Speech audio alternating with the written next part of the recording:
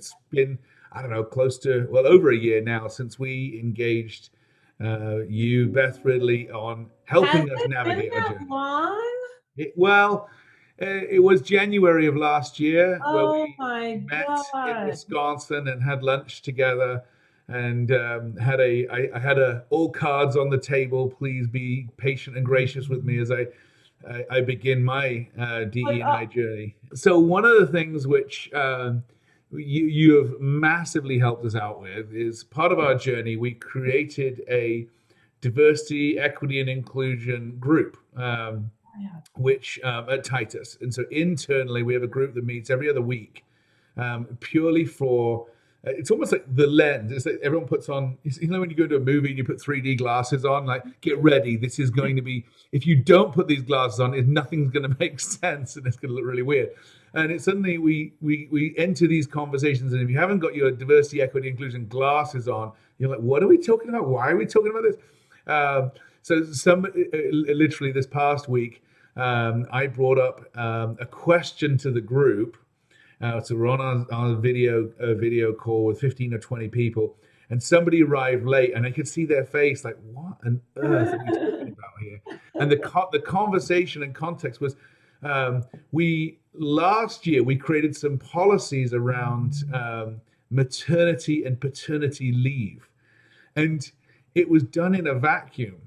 And I did not even think about it. Done in a vacuum with not really bringing in parties that would be effective and say, hey, before we roll this out, what is your response to this? So we had a Mhm. big blunder last year, and I had to fix it all by the end of the year. And so this year, our annual company is coming. Annual company gathering. We're all coming together for 3 nights, 3 nights, 3 days, and the question came up with our planning group: what about nursing mothers? Are they Mhm. are they allowed to come? Should they be allowed to come? Are we inclusive? Are we exclusive? Are we this? And I was like, oh goodness me, this is a tough one. Why don't Yeah. we ask our diversity, equity, inclusion group, and Yeah. I'll just throw it on the table and see what happens, you know? And so I show up to the meeting. I said to the person who's leading this and pulling it all together on our team, I said, can I propose a question? They said, go for it. So I proposed the question and gave them the context and just let them all give their opinions, and it was fantastic dialogue. But someone showed up a bit late when they were obviously not ready for the comment. What on earth are we talking about? Nursing? What's Nursing mums happening? on our trip in California. Why are we discussing this? And why is sleeping babies and crying babies in the middle of the night if impacting our business? Yeah. But it was you've got to put it on the lens of, oh, this is what we're talking about and why we're talking about it. But Yeah. that was so a big thank you to you. You've helped us slow down, Mm. consider things from other people's perspectives, and Mhm. just ask the Mhm. question. So Mhm. I want to say thank you to you publicly, Oh, um, oh, because it's really, really helped us out with things like that. Whereas I would normally just plow on ahead, like it's the decision. There we go. There were 5 people. We decided that's a group. That's okay.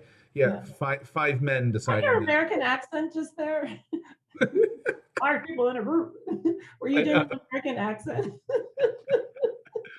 But yeah, what are you seeing around this? I mean, we talked about design thinking. I mean, I'd Mm. love to hear your thoughts on that. Yeah, so it is how, well, first of all, it's awesome that you have this D&I committee, and that's exactly what it's for. The committee is probably diverse. You have people at all different levels and tenures in the organization, so you can look at a challenge or an opportunity with more of a diverse lens. Yeah. So the question is, and again, when everybody's rushing and busy, how do you get people to do that thoughtful thinking on the front end? And so I was trying to come up with a way that, like, processes that I could hand over to clients so that they could just sort of ingrain it in the way that they do strategy and planning. And so I thought back to my days in working in a client experience function for a company where we were developing digital products like apps. Yeah. And so we worked with a lot of coders and engineers who introduced a design thinking methodology, which is, this is the way I explain it, is a lot of times you'll have like 21-year-old MIT coders making an app for middle-aged moms like me The coders love all the bells and whistles. Like they just want to geek out on all the things that they could do. But then when I get the app, I'm like, it's too complicated. So there had to be a way for when they're building their product that they have empathy in mind, that they're channeling the end user and not what they want, but they're building what I want. So that when they have their minimum viable product going out, it's a little bit more thoughtful. So I basically stole elements of that design thinking process and I merged it with a diversity, equity, inclusion lens, because design thinking is all about having extreme empathy for the user. And empathy is at the core of diversity and inclusion, right? So it's a process of questioning through every step of planning or strategic planning or decision making. So you're really being mindful of where are your assumptions? Are you doing your best job to channel the end user and what they would like and what makes them feel a sense of belonging and emotional connection? And then are you identifying people who you can ask to validate your assumptions? So the process works really, really well. And quite frankly, the process is scalable. So you can do it in like 10 minutes if you just have like a quick decision that you got to make, or you can do it over like a full day if you're doing like a robust like strategic planning. So I've done it with law firms that were trying to like figure out how do they approach their diversity recruiting a little bit differently, because again, if you do the same thing without a different mindset, you're gonna get not the return on the investment. Yeah, right. I've done it for people that were planning big conferences. How do they get a better outcome from a D&I lens? By thinking and questioning and having extreme empathy for who they're building and designing for going in. So it just kind of helps to make sure you're being mindful of that and not going in full steam ahead too far down the road with your own assumptions. Yeah. Oh, that's so good. As you were saying that, it reminds me of, well, I don't know how accurate the details of the story are, but that when the motor car companies started designing airbags, that the big problem was they were injuring women and children because they were designed by an all-male engineering group. Probably a certain height. And here's the typical height, and here's the stature of this, of something. Oh gosh, we can't have any kids sitting in the front seat because it kills them. So let's put that to the back, and we won't have airbags in the back. Oh, okay. Wow, pregnant mothers. This is really bad. We can't have this. So the whole design thinking was just not in the mix at all, and it was just designed with the actual designer in mind, not the typical user. Which is, and it's an iterative process, right? Because you're never going to get it like 100%, but it's, to me, it's all about mindset. Like, you got to cultivate a D&I mindset first, kind of like how you're doing. You're getting in the habit of putting your D&I glasses on. So you have that lens. You're practicing that. That practice is going to be really super helpful, because then when you are making decisions, that's sort of your default way of operating. Yeah. You might have been 50% there before, now you're 80%. We still have blind spots. So the key really is to who can you ask? And then the key is believe what you're telling, what the feedback that you get, and be open and receptive to it. And that's the hard part, because it's like, well, I did all this. I thought I, got it right. And now you're telling me I got to go back and revise. So that getting that feedback and being open to and receiving that feedback is probably the hardest part of the whole process. Yes. Yeah, absolutely. I think when you talk to us as our leadership team and spent time with us, workshop style, half a day, when we originally got some time with you, you talked about the different dimensions of diversity. There was the primary, secondary, I think organizational, cultural, and it was one of those, the organizational and cultural workplace behaviors from an organizational, and then there are the cultural norms and behaviors. And I think from someone who's been privileged to be a world traveler, I really appreciate all of the different cultural norms, communication styles, the fascination that goes with that. But then when you're actually in a workplace where we got 30 minutes to get some stuff knocked out, then put some pressure on Yeah. time-bound pressures. We're not on vacation. We haven't got all time in the day here. Yeah. And it's kind of, okay, we got agenda here. What's this? What's going on here? Who's got the plan? And suddenly now you've got this blend and then a lot more of an opportunity to crush, dismiss, reject people. Yeah. Just undervalue the Yeah. uniqueness of people in those moments. And I think that's what I discovered just recently in these conversations. What's my impact on you? How did you experience me? Mm. The experience that I'm actually creating here is not one that is valuing of diverse thought, Mm. perspective, whether it be organizational culture, whether it be their cultural identity and upbringing. And Yeah. so, oh, wow, okay, I really got to adapt and slow down. And when I'm in a hurry and there's a time bound, time sensitive deadlines, ugly shows up. Yeah, And I think that is when you said slow down, I mean, that is so much part of the equation because a lot of this, for a lot of people, we really do want to be inclusive leaders, but it does take just a little bit of like pausing, slowing down, being sort of like more situationally aware, yeah, present and with the people that you're in front of, which is hard to do because we have such a culture that is so like forward driven and getting stuff done. So it is a little bit hard to do that. I would say it's a good investment on the front end, and it doesn't take much investment to slow down. I think I shared with you one of my favorite tips because you're right. You do want to balance like when to bring people together and focus on commonality and when to let their differences shine through. yeah. Now, without some commonality, the truth is diversity can lead to discord. I mean, just because you have diversity doesn't mean that you have inclusion. Yeah. Well, one of the things that you can do is make sure that you're focusing on commonalities in the right way. And those would be things like shared vision, shared goals. So start the meeting saying, all right, this is why this meeting matters to the bigger picture. This is what we want to get out of the meeting. Mm. And to keep us all working together, we're only going to give X amount of time, to talk or debate or whatever. So sort of like set the ground rules up front. Mhm. So at least people are entering knowing, okay, I can do a little bit of self-monitoring. Even better, before going into the meeting, you might ask people, this is how I need to structure the meeting. What do you need to be your best? And it could be Yeah. that I would like to get the pre-reads in advance, or it takes me a while to digest. So would it be okay if I scheduled time, a one-on-one with you afterwards to give you some reflections? There could be little things that Yeah. you could do to accommodate. Yeah, it's funny. We do. There's a side of us that pride ourselves in some of the psychometric assessments and behavioral analytics and understand the different dynamics of people.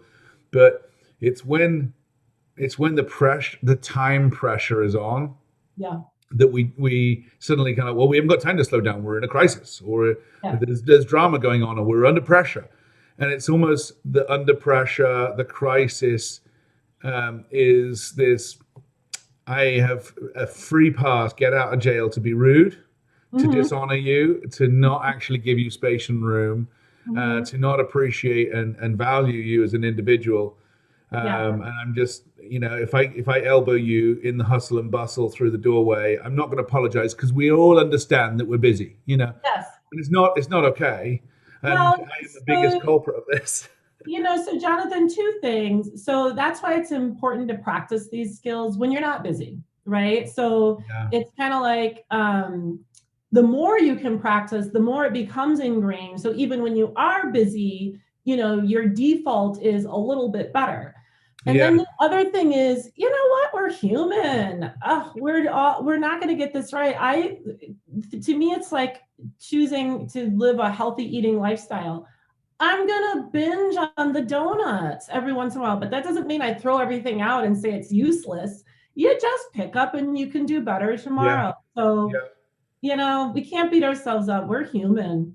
Yeah, I mean, it's good. It's good. It's that the balance of being really gracious with ourselves and kind to ourselves when Yeah. we screw up, but then also the intentionality of saying, I'm actually going to grow and get better.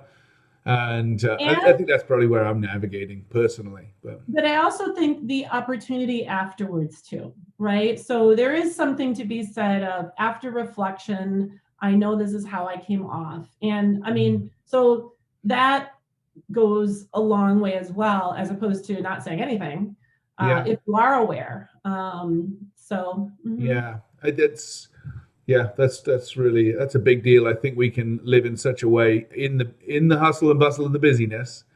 yeah, We misbehave and dishonoring and just unkind or rude or impatient with one another. But then we just carry on life and go, well, we're all busy. There's no time to, cry over spilt milk. But actually, those things can still affect relationship.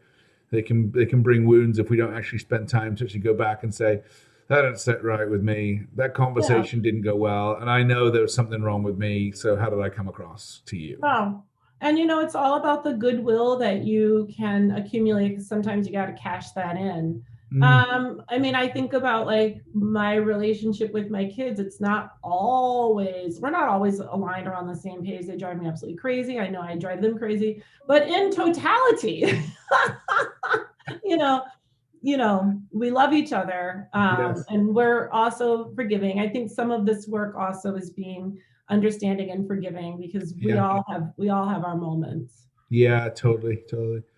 The other has been really, really helpful when this is a bit of a 6 month review of our journey. I know it's more than 6 months, but how are we doing 6, 7, 8 months down the road? One of the things that we put together is Titus's declaration of our journey of diversity and equity and inclusion. So it was a declaration of here's who we are today and here's where we are going. And we put really pragmatic, even down to percentages and numbers of we want to be committed to this over the next 3 and 10 years. And I'll tell you this, we're on track, even though we've just exploded in our hiring. And it was one of those things where like, oh my gosh, we're in a hurry, but we have to keep to our percentages. And we need to hire lots and lots of people. And now we're discriminating and eliminating candidates, because they don't hit our journey declaration. Anyway, it caused wonderful, wonderful conversations about real issues, and it's helped us on our journey. So thank you for that. And we are sticking to our commitments. That's a great thing. So, but I wanted to ask the question here, as listeners here, hearing us talk here today. Why should they reach out to Beth Ridley? What kind of issues would they be facing? And how do they get hold of you? Okay. Well, two great questions. They should reach out to me because I firmly believe leading with an inclusive mindset is the number one most important leadership competency going forward. I mean, it just is. If you care about your business, if you care about the people in your business, the only way to get the best out of your people, to make the best decisions that lead to the best business outcomes possible, is to create that culture of belonging and to be that leader who can bridge across those differences and make that happen. It is a learned skill. It can be developed, but it's a leadership skill, first and foremost, a leadership competency. That is the approach that I take. I've led diversity and inclusion, but mostly I've been a leader. So I get that unless you're working in the diversity and inclusion department, you're always thinking about other stuff. And so the goal is to just, again, make it a lifestyle, small little things that you can do in your day-to-day that make it more of a habit than not, until you really develop those leadership muscles. But everyone can do it. Everyone can do it with commitment and intentionality. You're the perfect case for this. So that's what I'm passionate about. I'm passionate not about building big programs or a department. I'm passionate about equipping everyone in the organization, because people lead at all levels, of leading with an inclusive mindset. And that's how you ingrain it in the culture, and really create that virtuous cycle where, it's easier to attract diverse talent and they're highly engaged, and then you have better decision making and better outcomes. Correct. So if you want to learn more about that, then you can go to my website at thebrimfullife.com. And I have all the information of the services and the consulting, products and coaching. I do leadership coaching around inclusive leadership. And quite frankly, I've just created an online course, a workbook, and some products that go with that to help everybody in the organization contribute to a culture of belonging for smaller organizations that can't hire a consultant. You don't have to hire a consultant. This stuff is, we make it sometimes harder than it needs to be. And there are definitely ways that you can get started, even if you're a small organization, with some self-service type things. I was looking for my little flip book that you sent me in the mail, and it was, where is it? Now I feel like I'm a complete imposter, like I'm making stuff up. It's really a part of my life. It's over here. Ah! Okay. Woo! Nice. Yeah. 50 diversity and inclusion questions. Clearly, I keep it right on my desk all day, every day. But because you know what, so those are just thought-provoking questions to spark dialogue across differences and to flex that muscle of being able to practice inclusive communication skills to bridge across differences. Read some of the questions. When was the last time you tried something new? What is a common misconception that people have about you? What type of person angers you the most? What's a belief that you hold with which many people disagree? I mean, it's some good questions in here that you can ask yourself and you can ask other people as well. Yeah. It's like sometimes you got to ask yourself the questions to make sure you're okay with your own answers. That's it. It challenges you to recognize your own orientations towards differences and commonalities, differences that may make you uncomfortable, which could indicate some type of implicit bias, but also engaging in the dialogue. The real learning in this space comes from interacting with other people. I like to say the only way to replace biases and stereotypes with more empathy and understanding is to increase your data points around the human experience, and that's by interacting with more humans. Yes. Yeah. That's a great point there. So I want to say massive thank you to Beth Ridley, what she has done for our company, she's done for me personally, for our leadership team, and for our company as a whole on our journey. We are not giving up. We are committed to the long and in challenging but inspiring and thrilling journey of diversity, equity, and inclusion. We are not where we want to be. We say today is the least diverse we will ever be, which is a bold statement, but it makes that declaration and a commitment to keep growing. So thank you to Beth. Please do reach out to her at thebrimfullife.com or go find her on LinkedIn. Is another great place. Beth Ridley on LinkedIn. You'll find her there, a rich resource. Or do check her out on our Spotify channel at Titus Talent, our LinkedIn, YouTube channel with all of our talent talks. It's good to have you with us today. Thanks a lot for joining.